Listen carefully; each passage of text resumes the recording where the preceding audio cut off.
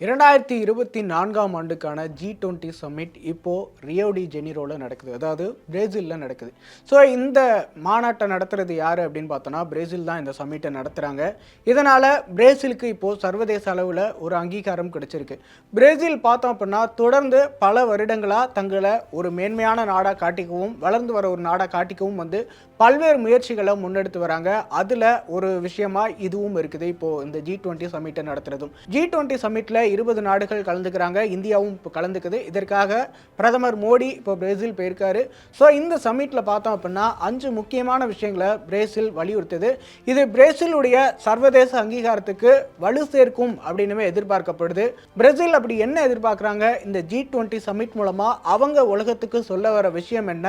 இந்த 5 விஷயங்கள் மூலமாக தங்களை ஒரு வளர்ந்த நாடாக காட்டிக்கிறதுக்காக என்னென்ன முயற்சிகள்லாம் எடுக்க இருக்கிறாங்க அப்படிங்கிறது வெளியாகி இருக்கு. முதல் விஷயம் என்ன அப்படின்னு பார்த்தோன்னா பன்முகத்தன்மை இருக்கணும். சர்வதேச அளவில் பன்முகத்தன்மை இருக்கணும்.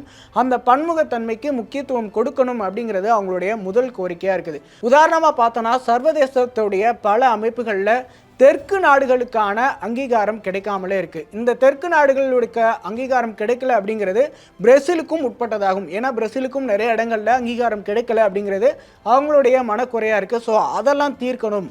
சர்வதேச அளவில் பன்முகத்தன்மை இருக்கணும். எல்லா இடங்கள்லையுமே பன்முகத்தன்மை இருக்கணும் சர்வதேச அமைப்புகளில் அப்படிங்கிறத அவங்க வலியுறுத்த இருக்கிறாங்க. அது அவங்களுடைய முதல் விஷயமா இருக்குது. ரெண்டாவது விஷயம் என்ன அப்படின்னு பார்த்தோன்னா பருவநிலை மாற்றம் தொடர்பான நடவடிக்கைகள் அதனை கட்டுப்படுத்துறது. உலகத்தினுடைய மிகப்பெரிய மழைக்காடான அமேசான் மண்டலம் பிரேசிலில் தான் இருக்குது. ஸோ இதை முன்னிறுத்தி அவங்க பல விஷயங்களை கேட்க முடியும். குறிப்பாக பார்த்தோம் அப்படின்னா இன்றைக்கி சர்வதேச அளவில் இந்த காலநிலை மாற்றம் தொடர்பான நடவடிக்கைகள் மிகப்பெரிய அளவில் முன்னெடுக்கப்பட்டு வருது. இதற்காகவே கூட தனியாக சம்மிட்டுமே நடத்தப்படுது. கிளைமேட் சேஞ்ச் ஆக்டிவிட்டீஸ்லாம் நிறையா நடக்குது.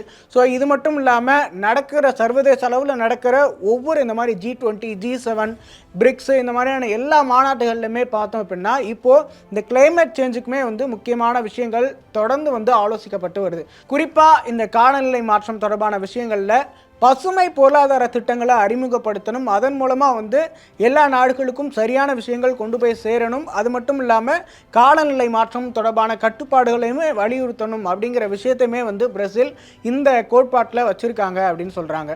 மூன்றாவது விஷயமா என்ன இருக்குது அப்படின்னு பார்த்தோன்னா பொருளாதார நீதியை வலியுறுத்தணும் அப்படிங்கிறதா அவங்களுடைய மூன்றாவது கோட்பாடாக இருக்குது. உலக அளவில் இந்த பொருளாதார இடைவெளி அப்படிங்கிறது பல நாடுகளுக்கு இடையில் அதிகரித்து வருது.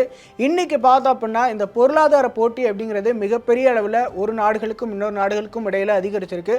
அப்படி ஒரு போட்டி ஆரோக்கியமான ஒரு போட்டி இருந்தாலும் பொருளாதாரத்தில் பின்தங்கி இருக்கிற நாடுகளுக்காகவும் பொருளாதாரத்தில் சிக்கலை சந்திச்சிருக்கிற நாடுகளுக்காகவும் அல்லது பொருளாதார ரீதியாக முன்னேற முடியாத நாடுகளுக்காகவுமே நிறைய உதவிகளை நம்ம செய்யணும்.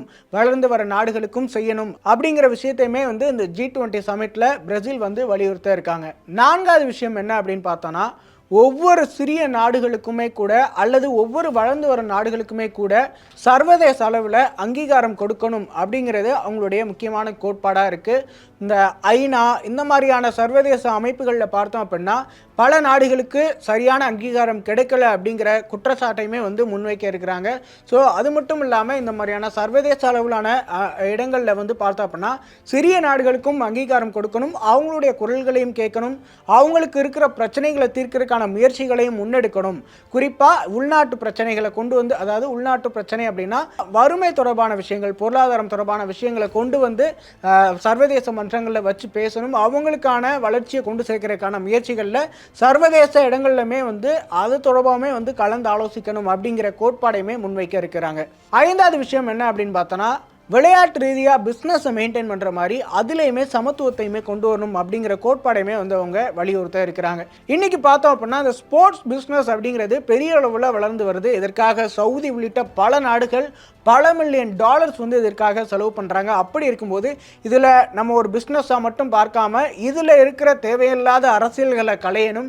இதில் சமத்துவங்களை கொண்டு வரணும். இதன் மூலமாக தேவையான நிதி உதவிகளை திரட்டி மற்ற நாடுகளுக்கும் கொடுக்கணும். அந்த மாதிரியான விஷயங்களையுமே வந்து பிரேசில் இதில் வந்து வலியுறுத்த இருக்கிறாங்க அப்படிங்கிறதுமே வந்து பேசப்பட்டு வருது. அது மட்டும் இல்லாமல் இந்த விளையாட்டுகளில் இருக்கிற நாடுகளுக்கு இடையிலான போட்டிகளை களைஞ்சு இதை ஒரு சரியான இடமா பயன்படுத்தணும், இந்த விளையாட்டுகள்லாம் வந்து சரியான இடமா பயன்படுத்தணும், விளையாட்டை அணுகணும், இதில் தேவையில்லாத சிக்கல்களை கொண்டு வரக்கூடாது அப்படிங்கிற விஷயத்தையுமே வந்து பிரேசில் வந்து இந்த கூட்டத்தில் வலியுறுத்த இருக்காங்க. பிரேசில் பார்த்தோம் அப்படின்னா தொடர்ந்து லத்தீனில் வளர்ந்து வர ஒரு மிகப்பெரிய நாடாக இருக்காங்க. அவங்களுடைய பொருளாதாரம் கவனிக்கப்பட்டு வருது. பிரிக்ஸில் கூட வந்து பிரேசிலுக்கு முக்கியமான ஒரு இடம் இருக்குது. ஸோ அப்படி பார்க்கும்போது இந்த தெற்கு நாடுகளில் பார்த்தோம் அப்படின்னா பிரேசிலுடைய வளர்ச்சி மிகுந்த முக்கியத்துவம் பெற்றிருக்கு. அந்த அடிப்படையில் இப்போ பிரேசிலுக்கு G20 சமிட் நடத்துறதுக்கான வாய்ப்பு அளிக்கப்பட்டிருக்கு. இதில் பிரேசிலுக்கு மிகப்பெரிய ஒரு மாற்றத்தை வந்து இந்த G20 சமிட் வந்து ஏற்படுத்தும் அப்படின்னுமே எதிர்பார்க்கப்படுது.